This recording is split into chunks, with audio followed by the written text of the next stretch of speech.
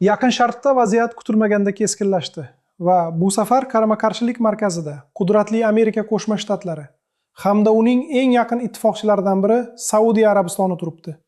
Oq uy uchun kutilmagan zarba Ar-Riyoddan keldi. Saudiya hukumati Amerika harbiy samolyotlariga o'z havo hududini va strategik avia bazalarini yopib qo'ydi. Dunyo neft savdosi uchun hayot-mamot yo'li hisoblangan Hormuz bo'g'ozida boshlangan katta o'yin bir necha soat ichida Prezident Donald Trampni o'z rejalaridan voz kechishga majbur qildi. Xo'sh, nima uchun Saudiya Arabistoni o'zining uzoq yillik hamkoriga nisbatan bunday qat'iy chorani qo'lladi va bu mintaqadagi kuchlar muvozanatini qanday o'zgartirib yuboradi? Bugun ushbu voqeaning parda ortidagi tafsilotlarini birgalikda tahlil qilamiz. Agar siz mana shunday muhim va dolzarb xalqaro voqealardan birinchilar qatorida xabardor bo'lishni hamda tahliliy ma'lumotlarni sodda tilda kuzatib borishni istasangiz, kanalimizga obuna bo'lib qo'yishingizni tavsiya qilaman. Bu biz uchun katta qo'llab-quvvatlash bo'ladi. Hozirgi kunda dunyoning diqqat markazi yana Fors ko'rfaziga qaratilgan. Hammasi joriy yilning 3-may kuni Prezident Donald Trampning ijtimoiy tarmoqlardagi shov-shuvli bayonotidan boshlandi. Tramp hech qanday ogohlantirishsiz mintaqadagi hamkorlari bilan maslahatlashmasdan ozodlik loyihasi deb nomlangan yangi harbiy operatsiya boshlanganini e'lon qilib yubordi. Ushbu loyihaning asosiy maqsadi Hormuz bo'g'ozidan o'tayotgan kemalarning xavfsizligini ta'minlash va Eron tomonidan yuzaga kelishi mumkin bo'lgan blokadani yorib o'tish edi.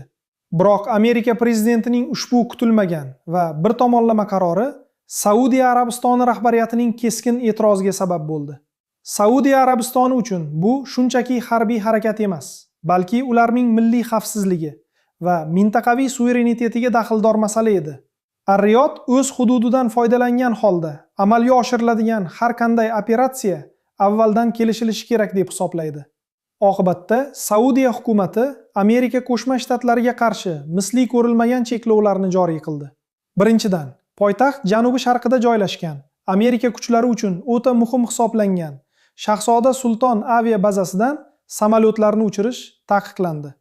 Ikkinchidan, Amerika harbiy aviatsiyasiga ushbu loyihani qo'llab-quvvatlash maqsadida Saudiya havo hududi orqali uchib o'tishga ruxsat berilmadi. Vaziyatni yumshatish maqsadida Donald Trump va Saudiya valiahd shahzodasi Muhammad bin Salmon o'rtasida o'tkazilgan telefon muloqoti ham kutilgan natijani bermadi. Valiahd shahzoda o'z pozitsiyasida qat'iy turib oldi. Bu esa Vashingtonni og'ir ahvolga solib qo'ydi.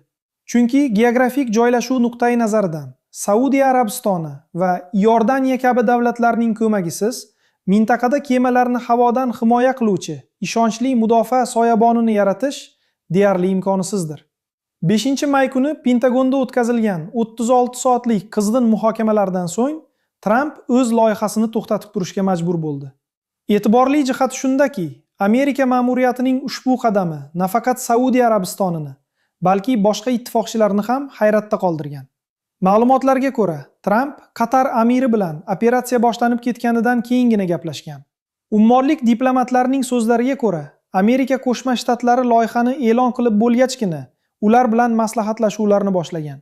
Bu kabi diplomatik xatolar mintaqadagi ishonchga sezilarli darajada putur yetkazgan bo'lishi mumkin.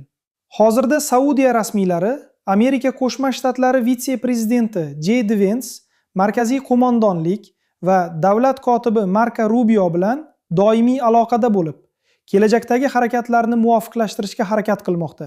Aslida ozodlik loyihasi fevral oyining 28-sanasida boshlangan Epic Gazak kompaniyasining davomi sifatida ko'rilayotgan edi. Operatsiya to'xtatilgan vaqtda Amerika harbiylari bo'g'oz orqali o'tish uchun qo'shimcha kemalarni shay holatga keltirib qo'yishgan edi. Hatto Amerika Qo'shma Shtatlari bayrog'i ostidagi ikkita kema ushbu yo'lakdan muvaffaqiyatli o'tib olishga ham ulgurgan. Biroq logistika va havo himoyasiz harakatni davom ettirish juda katta tavakkalchilik hisoblanar edi. Hozirgi kunda Donald Trump vaziyatga izoh berar ekan, loyiha urushni butunlay tugatish bo'yicha yangi kelishuv imzolanishi uchun vaqtincha to'xtatilganini bildirdi. Uning so'zlariga ko'ra, Eron ayni damda tinchlik taklifini jiddiy ko'rib chiqmoqda va bu muzokaralarda Pokiston vositachilik qilmoqda. Tramp 6-may kuni Oq uydagi chiqishida Eron tomoni kelishuvga moyillik bildirayotganini va so'nggi 24 soat ichida ijobiy siljishlar bo'lganini ta'kidladi. Ammo shu bilan birga, agar Eron tinchlik shartlarini qabul qilmasa, unga qarshi juda yuqori darajadagi zarbalar berilishi mumkinligi haqida ogohlantirishni ham unutmadi. Yaqin Sharqdagi vaziyat hamon o'ta qaltisligicha qolmoqda. Amerika Qo'shma Shtatlarining mintaqada ikkita yirik aviatashuvchi guruhi mavjud va Pentagon barcha zaxiralarni to'ldirib qo'ygan. Strategik hamkorlik masalasida esa Kuvayt va Ummon kabi davlatlarning logistik yordami hamon hal qiluvchi ahamiyatga ega. Saudiya Arabistonining bu galgi qat'iy harakati shuni ko'rsatadiki, endilikda mintaqa davlatlari Amerika Qo'shma Shtatlarining har qanday qarorini so'zsiz qabul qilish niyatida emaslar va o'z manfaatlarini himoya qilish uchun hatto eng yaqin ittifoqchisiga ham yo'q deya oladilar. Vaziyat qaysi tomonga o'zgarishi hozircha noma'lum, biroq bir narsa aniq. Diplomatik yo'l bilan erishiladigan har qanday tinchlik bitimi mintaqa xavfsizligi uchun eng maqbul variant bo'lib qolaveradi. Biz voqealar rivojini kuzatishda davom etamiz. Xalqaro siyosatdagi eng so'nggi o'zgarishlarni o'tkazib yubormaslik uchun kanalimizga obuna bo'ling va fikrlaringizni izohlarda qoldiring. Sizningcha, Saudiya Arabistonining bu qarori mintaqadagi urush xavfini kamaytiradimi yoki aksincha? E'tiboringiz uchun rahmat.